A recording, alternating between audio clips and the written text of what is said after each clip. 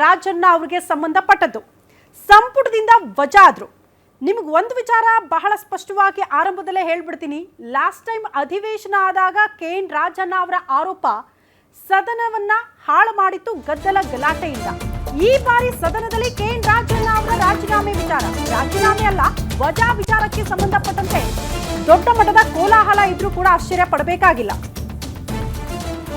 8ನೇ ತಾರೀಕು ರಾಹುಲ್ ಮುಂದೆ ನಡೆದ ಮಾತುಕತೆ ಏನು, ಯಾಕೆ ಏಕಾಏಕಿ ಸಂಪುಟದಿಂದ ವಜಾ ಮಾಡಲಾಯಿತು ಅನ್ನೋದ್ರ ಬಗ್ಗೆ ಸುರ್ಜೇವಾಲಾ ಪಿನ್ ಟು ಪಿನ್ ಮಾಹಿತಿ ಕೊಟ್ಟಿದ್ಯಾಕೆ?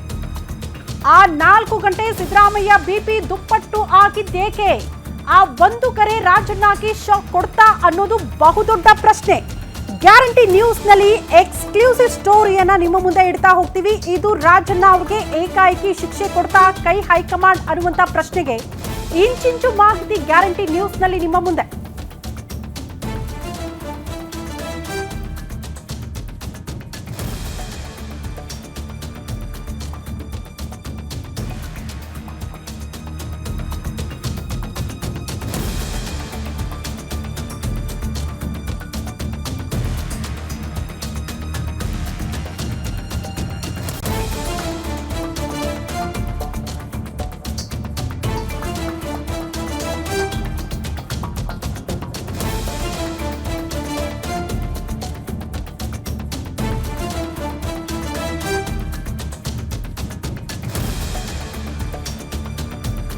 ಸುರ್ಜೇವಾಲಾ ಕೊಟ್ಟಿರುವಂತಹ ಪಿನ್ ಟು ಪಿನ್ ಮಾಹಿತಿ ಏನು?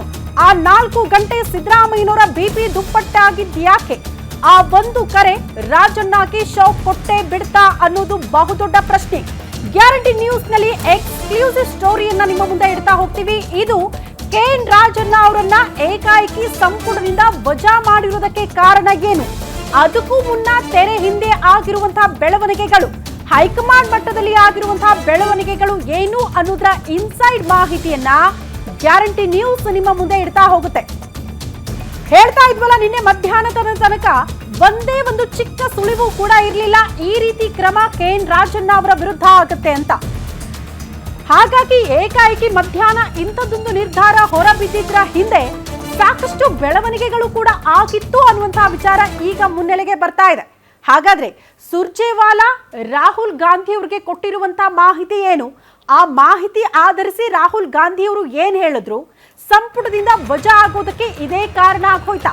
ಆ ಮಾಹಿತಿಯನ್ನು ನಿಮ್ಮ ಮುಂದೆ ಇಡ್ತಾ ಇದೀವಿ. ಕಾಂಟ್ರವರ್ಸಿ ಹೇಳಿಕೆಗಳೇ ಮುಳುವಾಗಿ ಹೋಗಿದೆ KN ರಾಜಣ್ಣ ಅವರಿಗೆ. 8ರಂದು ಕರೆದು ಸ್ವತಃ ವೇಣುಗೋಪಾಲ್ ಅವರೇ ಮಾತನಾಡಿಸಿದ್ರು. ಸಿಎಂ ಸಿದ್ದರಾಮಯ್ಯ ಎದುರೇ ವೇಣುಗೋಪಾಲ್ ಅವರು ಮಾತನಾಡಿದ್ರು. ಆಗಸ್ಟ್ 8ನೇ ತಾರೀಕು ಆಗಿರುವಂತಹ ಬೆಳವಣಿಗೆ ಸಿಡಿ ಪ್ರಕರಣ ರಾಹುಲ್ ಗಾಂಧಿ ಗಮನಕ್ಕೂ ಕೂಡ ತಂದಿದ್ರಂತೆ. ಸಿಡಿ ಪ್ರಕರಣದ CID ರಿಪೋರ್ಟ್ ತರಿಸಿ ನಾಯಕರು ನೋಡಿದ್ದಾರೆ. ಓಹೋ, ಈಸ್ ಬ್ಲಾಕ್ ಮೇಲರ್ ಅಂತ ರಾಹುಲ್ ಗಾಂಧಿ ಅವರು ಕೂಡ ರಿಯಾಕ್ಷನ್ ಕೊಟ್ರಂತೆ. ಆ ಸಂದರ್ಭದಲ್ಲಿ ಮತಗಳ್ಳತನ ವಿಚಾರದಲ್ಲಿ ತಮ್ಮ ವಿರುದ್ಧ ಮಾತನಾಡಿದಕ್ಕೆ ಗರಂ ಆಗಿದ್ರಂತೆ ರಾಹುಲ್ ಗಾಂಧಿ. ಮೊದಲು ರಾಜಣ್ಣ ಕಿಕ್ಔಟ್ ಮಾಡಿ ಅಂತ ರಾಹುಲ್ ಗಾಂಧಿ ಅವರೇ ತಾಕೀತು ಮಾಡಿಬಿಟ್ಟಿದ್ರು. ಸಿಎಂ ಸಿದ್ದರಾಮಯ್ಯನವರಿಗೆ ಕರೆ ಮಾಡಿ ಆ ನಂತರ KC ವೇಣುಗೋಪಾಲ್ ಅವರು ಈ ಕ್ಷಣಕ್ಕೆ ಸಂಪುಟದಿಂದ KN ರಾಜಣ್ಣ ಅವರನ್ನ ವಜಾ ಮಾಡಬೇಕು, ಆ ಲೆಟರ್ ಅನ್ನ ರಾಜ್ಯಪಾಲರಿಗೆ ಕಳಿಸ್ಕೊಡ್ಬೇಕು ಅನ್ನುವಂತಹ ವಿಚಾರವನ್ನ ಸಿದ್ದರಾಮಯ್ಯನವರಿಗೆ ಫೋನ್ ಕರೆಯ ಮೂಲಕ ತಿಳಿಸಿದ್ರು ಅನ್ನುವಂತಹ ವಿಚಾರ ಮುನ್ನೆಲೆಗೆ ಬರ್ತಾ ಇದೆ. ಪದೇ ಪದೇ ಕಾಂಟ್ರವರ್ಸಿ ಹೇಳಿಕೆಗಳು, ಪ್ರಮುಖವಾಗಿ ಕೆಪಿಸಿಸಿ ಅಧ್ಯಕ್ಷ DK ಶಿವಕುಮಾರ್ ಅವರನ್ನ ಕೆಳಗಿಳಿಸಬೇಕು ಅನ್ನುವಂತ ಸತತ ಪ್ರಯತ್ನದೊಂದಿಗೆ ಶುರುವಾಗಿತ್ತು KN ರಾಜಣ್ಣ ಅವರ ಬಹಿರಂಗ ಹೇಳಿಕೆಗಳು. ಈಗಲೇ ಕೆಪಿಸಿಸಿ ಅಧ್ಯಕ್ಷ ಪಟ್ಟ ಕೊಡ್ತಾರೆ ಅಂದ್ರೆ ನಾನು ಕೂಡ ಸಚಿವ ಸ್ಥಾನಕ್ಕೆ ರಿಸೈನ್ ಮಾಡೋದಕ್ಕೆ ರೆಡಿ ಇದ್ದೀನಿ ಅನ್ನುವಂತ ಮಾತಿನಿಂದ ಶುರುವಾಗಿತ್ತು. ಅದಾದ ಬಳಿಕ 3 DCM ಹುದ್ದೆ ಪೈಪೋಟಿ, ಅದಾದ ಬಳಿಕ ಅಧಿವೇಶನದಲ್ಲಿ ಹನಿ ಟ್ರ್ಯಾಪ್ ಗಂಭೀರ ಆರೋಪ, ಇದೆಲ್ಲ ಕಾಂಟ್ರವರ್ಸಿ ಹೇಳಿಕೆಗಳಿಂದ ಕಾಂಗ್ರೆಸ್ ಹೈಕಮಾಂಡ್ ಬೇಸತ್ತಿತ್ತು ಅಂತ. ಕಾಂಗ್ರೆಸ್ ಹೈಕಮಾಂಡ್ ಬಳಿ ನಿಮ್ಮ ಬಗ್ಗೆ ರಿಪೋರ್ಟ್ ಇದೆ, ಏನೇನೋ ಮಾತನಾಡೋದು ಬಿಟ್ಟು ಮೌನವಾಗಿರಿ ಅಂತ ಸಿದ್ದರಾಮಯ್ಯನವರು ಕರೆದು ಹೇಳಿದ್ರಂತೆ. ಸಿಎಂ ಜೊತೆ ಮಾತನಾಡಿದ ಬೆನ್ನಲ್ಲೇ ರಾಜೀನಾಮೆ ಕೊಟ್ಟಿದ್ದಾರೆ KN ರಾಜಣ್ಣ. ಸಿಎಂ ಕಚೇರಿಗೆ ರಾಜೀನಾಮೆ ಪತ್ರವನ್ನ KN ರಾಜಣ್ಣ ರವಾನಿಸಿದ್ರು ಅನ್ನೋದ್ರ ಬಗ್ಗೆ ಮಾಹಿತಿ ಇದೆ. ವರಿಷ್ಠರ ಸೂಚನೆ ಬರ್ತಾ ಇದ್ದಂತೆ ರಾಜಣ್ಣ ಜೊತೆ ಸಿಎಂ ಮಾತನಾಡಿದ್ದಾರೆ. ಕಾಂಟ್ರವರ್ಸಿ ಹೇಳಿಕೆಗಳ ಬಗ್ಗೆ ಹೈಕಮಾಂಡ್ ಬಳಿ ರಿಪೋರ್ಟ್ ಇದೆ, ಏನೇನೋ ಮಾತಾಡಬೇಡಿ, ಬಹಿರಂಗವಾಗಿ ಹೇಳಿಕೆಗಳನ್ನ ಕೊಡಬೇಡಿ, ಸ್ವಲ್ಪ ದಿನ ಸೈಲೆಂಟ್ ಆಗಿರಿ ಅಂತ ಸಿದ್ದರಾಮಯ್ಯನವರು ಹೇಳಿ ಕಳಿಸಿದ್ರು. ಆದರೆ ಸಿದ್ದರಾಮಯ್ಯನವರು ಹೇಳಿ ಕಳಿಸಿದ ಬಳಿಕ ಮೋಸ್ಟ್ಲಿ ಒಂದು ಅಂದಾಜು KN ರಾಜಣ್ಣ ಅವರಿಗೆ ಸಿಕ್ಕಿತ್ತು ಅಂತ ಅನ್ಸುತ್ತೆ. ನಾನು ರಾಜೀನಾಮೆ ಕೊಡದೇ ಇದ್ರು ಕೂಡ ಹೈಕಮಾಂಡ್ ನನ್ನ ಬಳಿ ರಾಜೀನಾಮೆ ಪಡೆದುಕೊಳ್ಳುತ್ತೆ ಅಂತ. ಹಾಗಾಗಿ ಒಂದು ರಾಜೀನಾಮೆ ಪತ್ರದ ಜೊತೆಗೆ ಎಂಟ್ರಿ ಆದರೂ ರಾಜೀನಾಮೆ ಪತ್ರವನ್ನ ರವಾನೆ ಮಾಡಿದ್ರು. ಬಟ್ ಹೈಕಮಾಂಡ್ ನೋಡಿ ರಾಜೀನಾಮೆಯನ್ನ ಒಪ್ಪಿಕೊಳ್ಳುವ ಪರಿಸ್ಥಿತಿಯಲ್ಲಿ ಇರಲಿಲ್ಲ. ಬದಲಾಗಿ ಅವರನ್ನ ಸಂಪುಟದಿಂದ ವಜಾ ಮಾಡಿರುವಂತಹ ಲೆಟರ್ ಬೇಕು. ಆ ಲೆಟರ್ ಅನ್ನ ರಾಜ್ಯಪಾಲರಿಗೆ ಕಳಿಸ್ಕೊಡ್ಬೇಕು. ಆ ನಂತರ ನಮಗೊಂದು ಪ್ರತಿ ಕಳಿಸ್ಕೊಟ್ಬಿಡಿ ಅನ್ನೋ ನಿಟ್ಟಿನಲ್ಲಿ ವೇಣುಗೋಪಾಲ್ ಅವರು ಸೂಚನೆ ಕೊಟ್ಟಿದ್ರು ಸಿದ್ದರಾಮಯ್ಯನವರಿಗೆ. ಯಾವಾಗ ವೇಣುಗೋಪಾಲ್ ಅವರು ಕರೆ ಮಾಡಿ ಸಂಪುಟದಿಂದ ಅವ್ರನ್ನ ವಜಾ ಮಾಡಬೇಕು ಅಂತ ಹೇಳಿದ್ರು, ಸತತ ಪ್ರಯತ್ನಗಳು ಸಿದ್ದರಾಮಯ್ಯನವರನ್ನ ತಮ್ಮ ಅತ್ಯಾಪ್ತರನ್ನ ಉಳಿಸಿಕೊಳ್ಳುವ ಪ್ರಯತ್ನವನ್ನ ಮಾಡಿದ್ರು ಕೂಡ ಅದು ವರ್ಕ್ ಆಗಿಲ್ಲ ಅಂತ ಆ ಸಂದರ್ಭದಲ್ಲಿ.